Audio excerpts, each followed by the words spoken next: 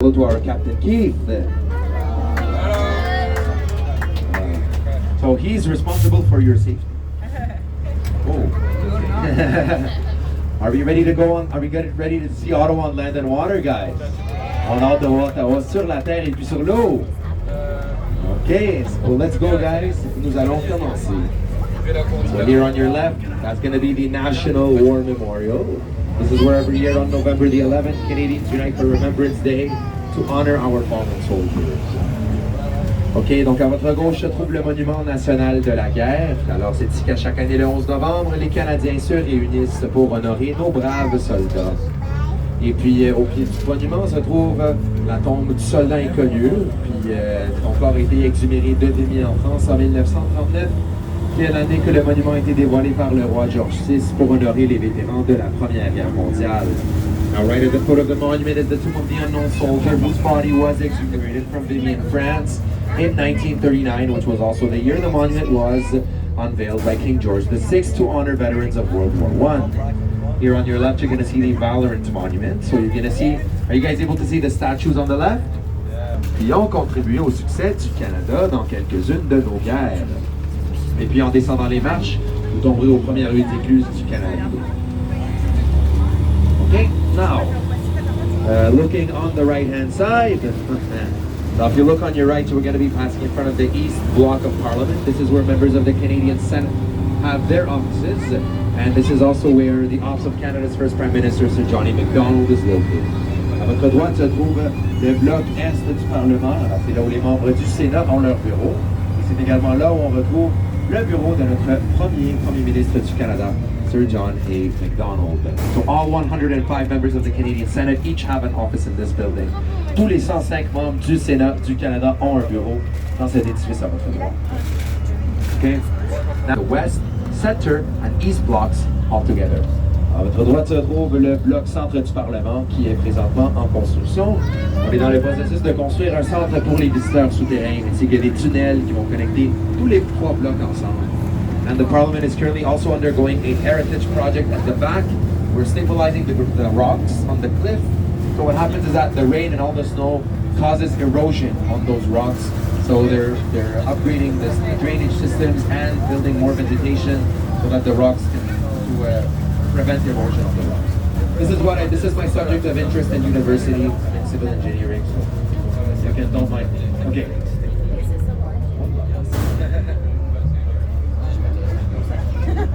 So here on your right is the West Block of Parliament.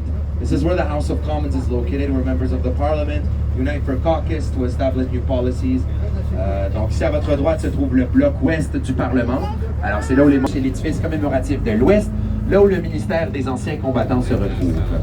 And of course, coming up on your right, for anybody who likes to read, I invite you to visit the Library and Archives Canada. This is where you can find over 50 million books, 50. Every book published over the course of Canada's history, including the first edition of Superman. Si vous aimez la lecture, je vous invite à visiter la Bibliothèque et Archives Canada. 50 millions de livres. Et donc, c'est quand même immense. Chaque livre qui a été publié au cours de l'histoire du Canada. Now, before we go further, are you guys able to hear me at the back? Êtes-vous capable de bien m'entendre en arrière? Can you hear me? Good? Okay. So who has never been to Quebec before? You've never been? Okay, well I guess it's gonna be your first time to go to my favorite province, the province of Quebec.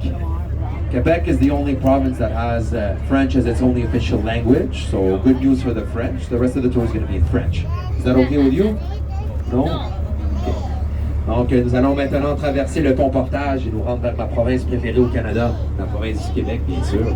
C'est la seule province au Canada ayant la langue de Molière comme sa seule langue officielle. Alors, ça veut dire que le restant de la tournée va s'effectuer en français. Ça va bien avec vous? Oui. OK. So, let's go. As we cross the bridge, I invite you guys, prepare your cameras and point them on the right. In a few moments, you're really going to get a nice look out of the Ottawa River. Comme nous traversons le pont, je vous invite à pointer vos caméras vers la droite pour prendre des très belles photos de la colline parlementaire. Prepare your cameras right away. Préparez vos caméras tout de suite. You'll be able to see the lookout in just a few moments. There's one of the lookouts is here. The other lookout is a little bit further. Donc l'une des belvédères, c'est ici, l'autre belvédère, c'est un peu plus tard. Non, non, vous allez le voir là. Attendez, vous allez le voir maintenant. OK. Just a few moments, so you'll be able to see it. OK. Allez-y tout de suite.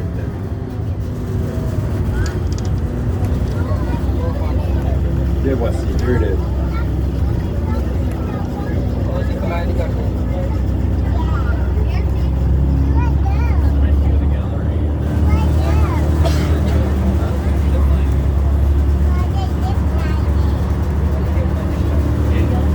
Go ahead, prenez des photos, take your pictures.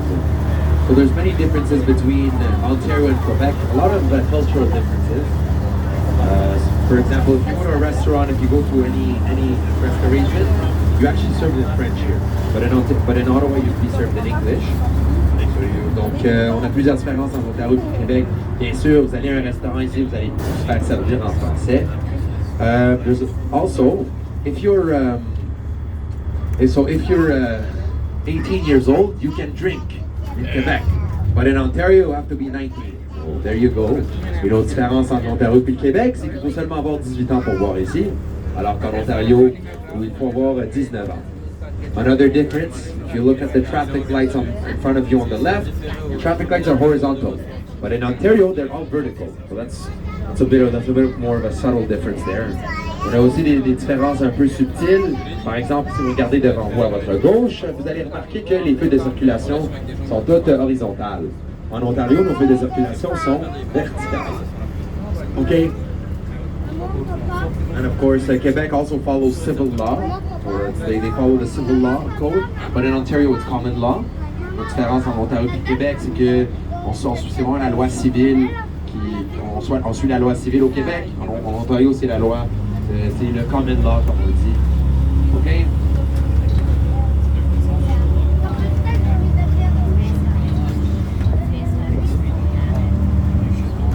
Among the many differences between Ontario and Quebec, I want you guys, the biggest difference between Ontario and Quebec is the roads. La plus grande différence selon moi entre Ontario et Québec, c'est les routes. Quebec does not have the best reputation for their roads. No, the roads are not the best. Donc, si le Québec n'a pas vraiment une excellente réputation pour les routes, you know, the roads are very bumpy. Les routes sont pas belles. Okay, so is anybody married on that? I want to see your hand if you're married. On va voir vos mains si vous êtes mariés.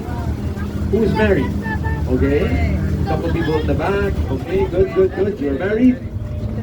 Okay, now here on your left is where you get divorced. À votre gauche, c'est là où vous vous divorcez. C'est le palais de justice du Québec. So if you want to get divorced, this is where you do it on the left, the Quebec Provincial Court. Also, coming up on your right-hand side, that is going to be the Kruger Mill. So this red building on the right, the Kruger Mill, this is where we manufacture toilet paper, conveniently located at the rear end of Parliament. Okay, so this is where the members of Parliament, this is where they get their toilet paper. You know? Donc, ici à votre droite, c'est l'usine Kruger. C'est là où on fabrique le papier de toilette en arrière du Parlement. C'est là où les membres du Parlement, ils achètent leur papier de toilette. Juste ici. C'est les approvisionnements, ils sont garantis. Okay? Now, we're going to be passing in front of the Museum of History. Has anybody heard of Guy Lafleur? Yeah? If you guys like hockey, I would recommend arrière de l'autobus. Now, there's 56 life jackets on the bus. 56 life jackets. 6 of them are for children under 80 pounds in the back, like myself. On a 56 gilets de sauvetage, 6 qui sont pour les enfants qui pèsent moins de 80 livres. I also have to show you how to put it on, so please bear with me. The side that is clear, the side that does not have the belt. This is the side that goes on you. You put it on like so. There's a black belt that comes from the left. You're going to clip it around your waist.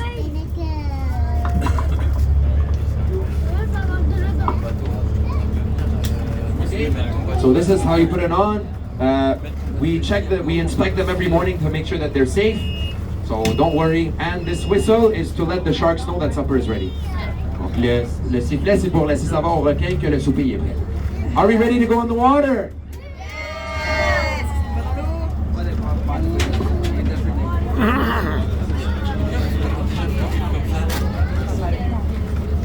Okay guys, prepare your cameras and do the countdown with me, okay?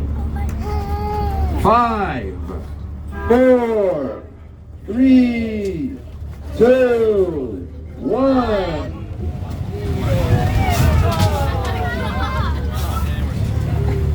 Is anybody scared? Qui a peur? Pas personne qui a peur? Well, now we're a floating bus. Ça va maintenant devenir un autobus flottant.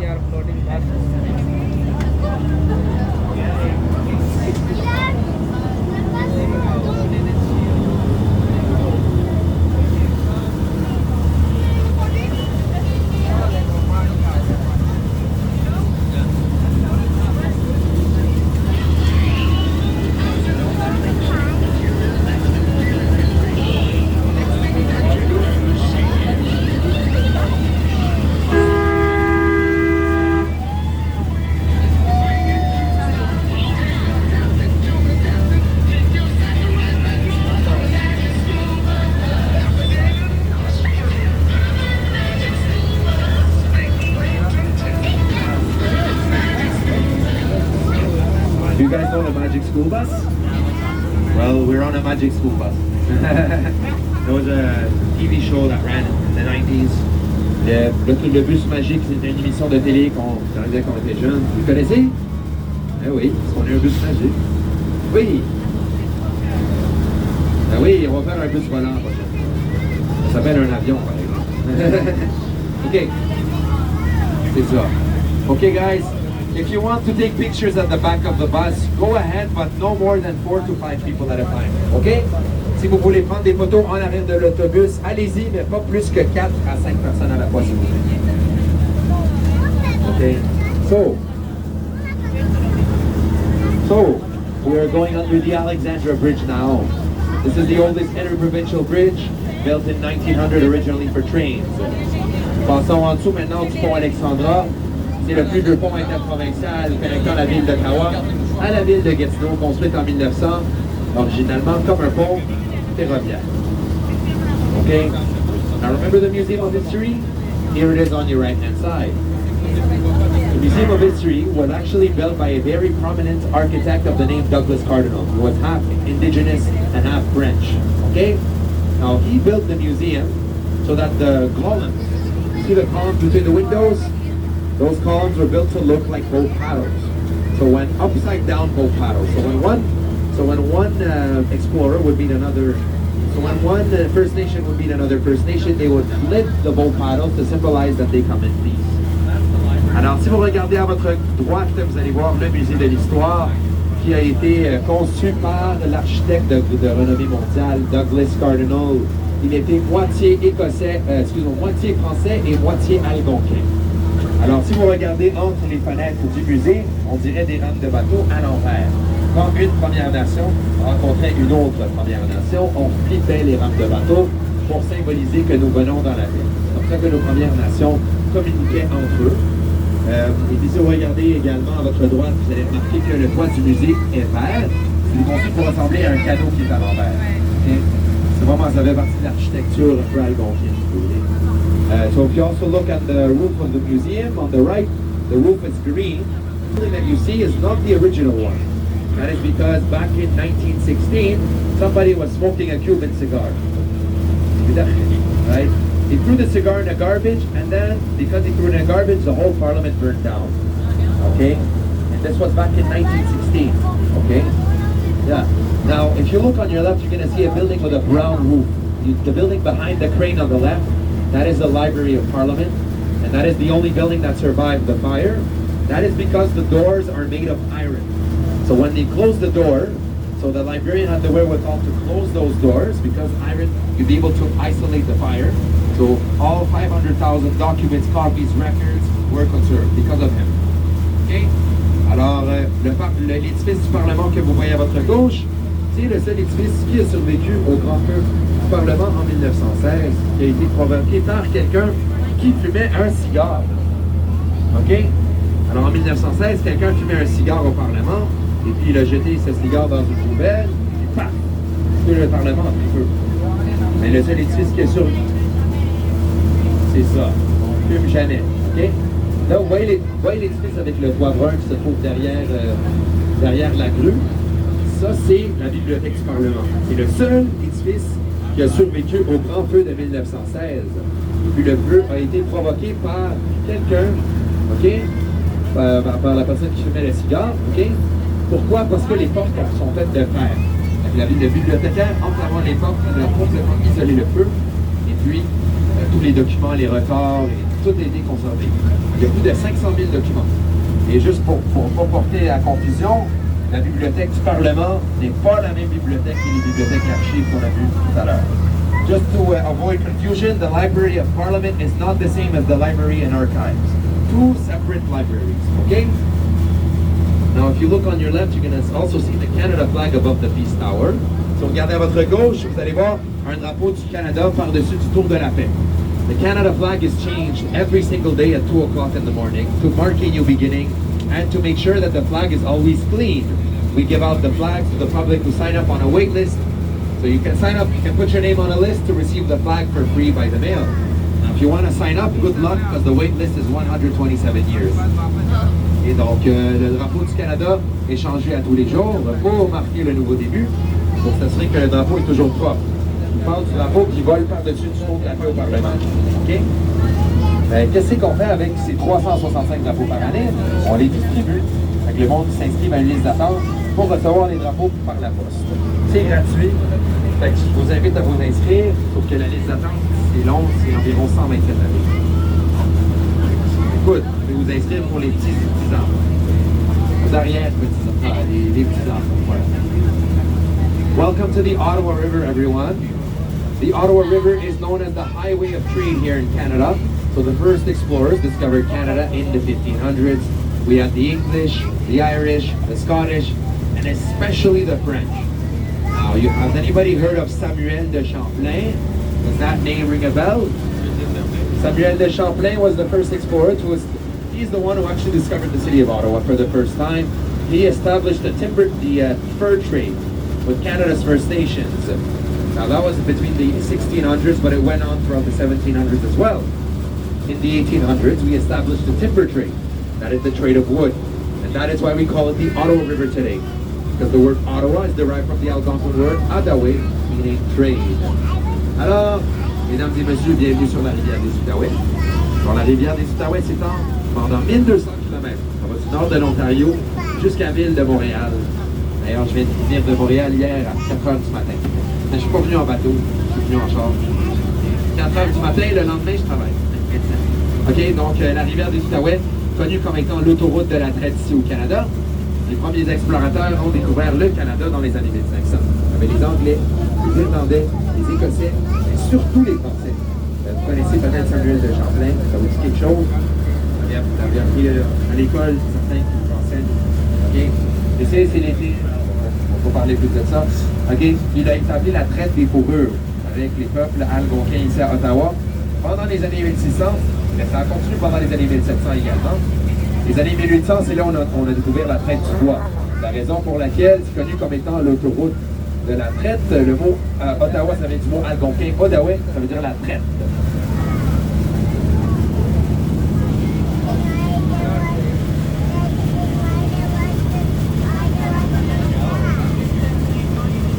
Now, in a few moments, on the right-hand side, you're going to see the locks, okay? So look for the locks are brown. So look on the right. If you're sitting on the right, you'll be able to see the locks right away. If you're sitting on the left, the bus is going to do an S like this, and you'll be able to see the locks a little bit, just a few minutes after they see them, okay? Now, if you don't know what a lock is basically like an elevator for boats, allowing for the boat to rise and fall in altitude. Part of the National Gallery of Canada. Okay? Donc, si vous regardez à votre droite, vous allez voir les premières 8 écluses du canal Rideau. Okay? Donc, les écluses, dans le fond, c'est les écluses brunes que vous voyez à votre droite. Une écluse, c'est comme un ascenseur pour les bateaux. Okay? Ça permet aux bateaux de monter ou de descendre. Ces écluses vont monter au canal Rideau. Si vous êtes assis à votre gauche, vous allez voir les écluses. Le bus va faire un S. Okay? Ça va au canal Rideau. Le canal Rideau va 200 km jusqu'à la ville de Kingston, une ville frontalière avec les États-Unis. Alors, suite à la guerre de 1812, les relations, comme aujourd'hui, entre les Anglais et les Américains, là, on n'avait pas des bonnes relations. Donc, on a décidé de construire le canal pour pouvoir défendre les intérêts canadiens sur la frontière avec les États-Unis. So, these logs go up to the Rideau Canal. The Rideau Canal then goes for 200 kilometers all the way to Kingston, right on the border with the United States. Okay? So, following that war, relations were strained, so we built the canal to be able to defend the Canadian interests. Now, the construction was completed in 1832, but at that point, relations had largely improved, so the canal was never actually used for its intended military purposes. Instead, today, it is the largest skating rink in the world. For 8 kilometers, you can go skating. Alors, la construction du canal a été complétée en 1832, mais à ce point-là, les relations s'étaient améliorées entre les Anglais et les Américains. Alors, aujourd'hui, le canal est la plus grande patinoire au monde. Okay? Now, I'll answer your questions. I'll put the microphone on the side. If you want me to take a picture, I don't mind, but please have your cameras ready. Okay? Alors, je vais répondre maintenant aux questions. Je vais faire le passer dans le milieu. Si vous avez des questions, si vous voulez que je prenne votre photo, j'ai aucun problème, mais assurez-vous que la caméra est déjà préparée.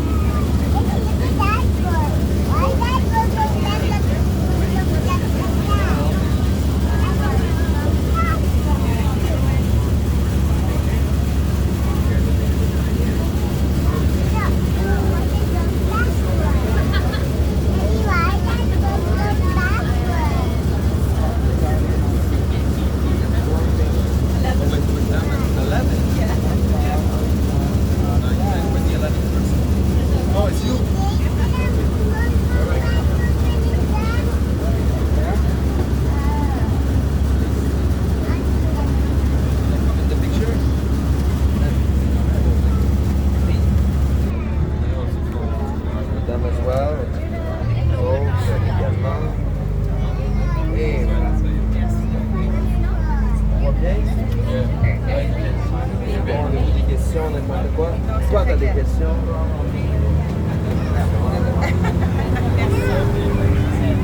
Question, est-ce que vous voulez que je parle autant en anglais en français? Ah oui, carrément. C'est 50. Quelqu'un qui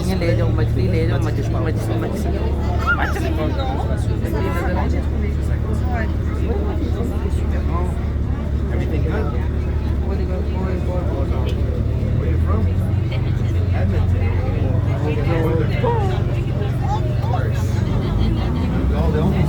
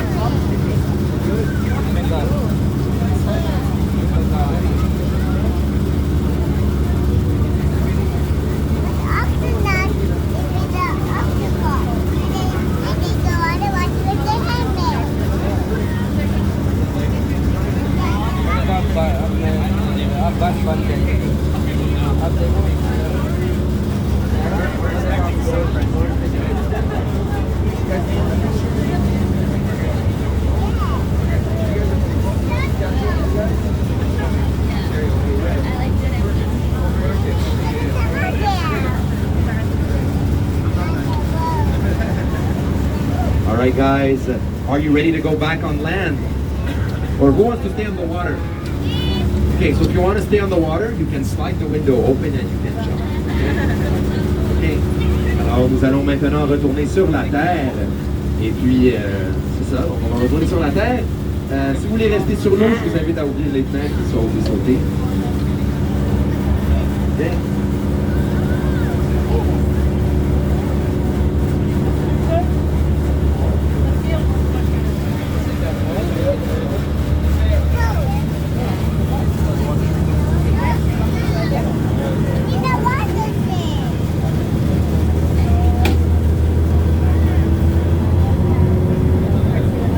Guys, we're gonna do the countdown, okay?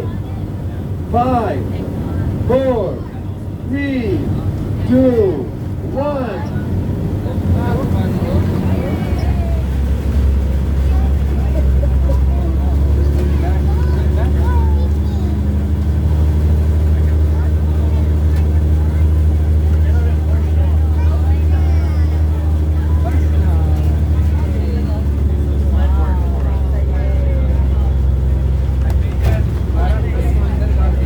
Give it up for Captain Keith, everyone. Captain Keith, mesdames et messieurs. So guys, do you know Captain Keith has been driving buses for 48 years? Yeah. Le Captain Keith, ça fait 48 ans qu'il conduit des autobus. But you know, he still looks like he's in his 20s. He still looks so young. On dirait qu'il est encore dans ses vingtaines. Yeah, exactly, plastic surgery. La chirurgie plastique. But so I can't. There you go. You are the best. Huh? But a lot of people, I like to ask how old. No one knows how old he is except him. It's top secret. Yeah, 25, 24.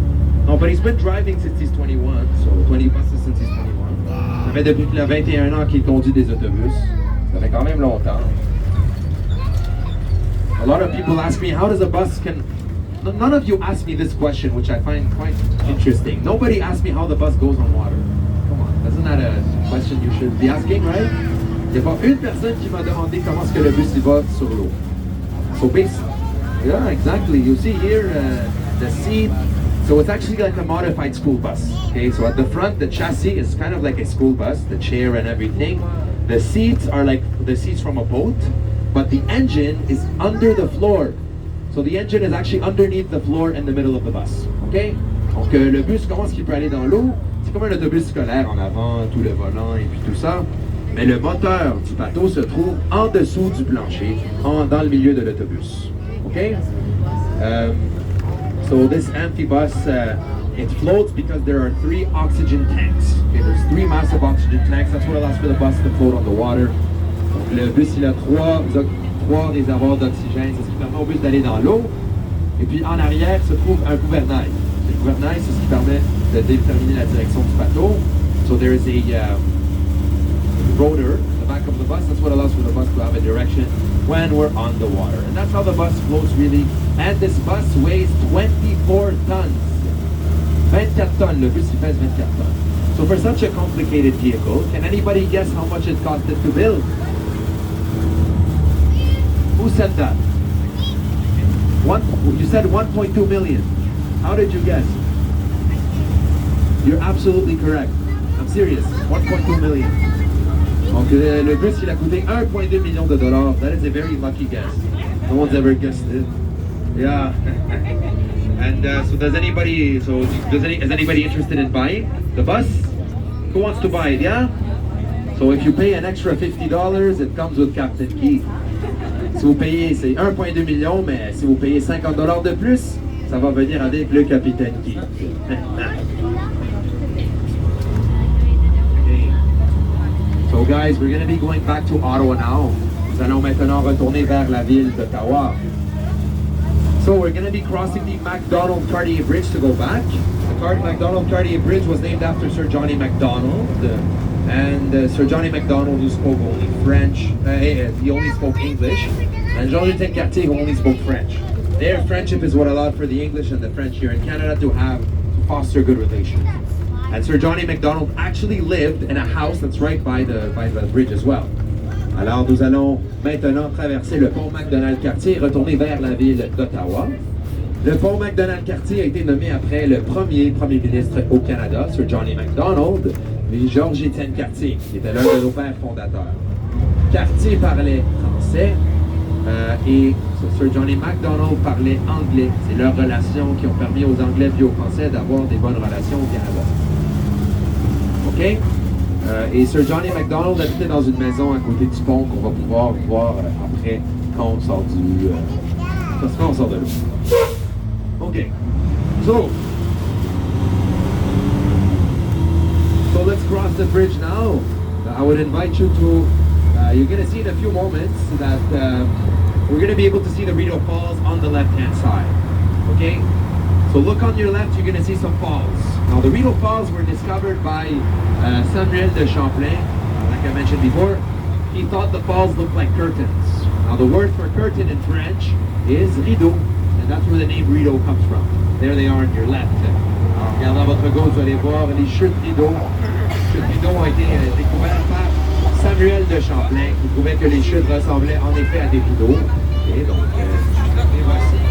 If you want to take some nice pictures of the Parliament Hill, the Alexandra Bridge, and the marina, you can go ahead on the right. Si vous voulez prendre des photos de la colline parlementaire, le pont Alexandra et la marina de Hull à votre droite.